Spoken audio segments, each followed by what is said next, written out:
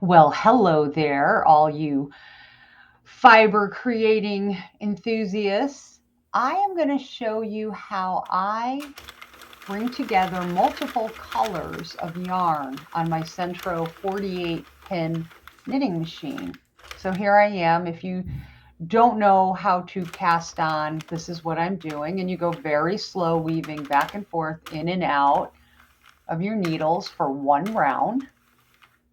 Make sure you're catching everything. So you're going in front of, behind, in front of, behind, in front of, behind, until you get back to your white pin. And your white pin, it's the only needle that is white on this machine, is where you will begin. Now, once I'm coming up on the last, there's my white needle. Now I am threading my yarn into the tension holder. Okay.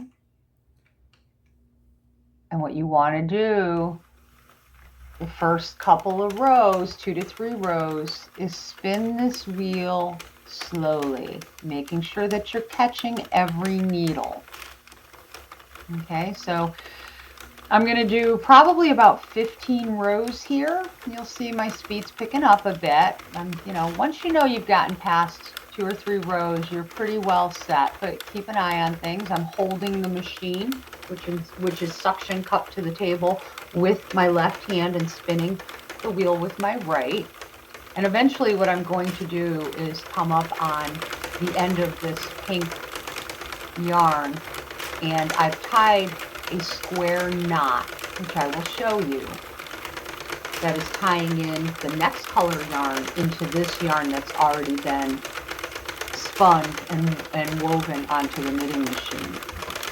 So I apologize, I could speed this up, but you get the gist of it. I am spinning pretty fast. This isn't video and fast forward. This is how fast I'm actually spinning that handle, until I start getting closer to where my square knot is, and that's where I've blended both the pink and the blue yarn together. Just one simple square knot. The key is you can't allow that knot to hit the tension rod or the yarn, see it, the yarn thread, or it'll get stuck, and then you're really in trouble. So there's my square knot. Now I'm going to hold it in my left hand and spin quite slowly with my right hand, and I'm making sure that that yarn is going underneath every single needle. That's imperative.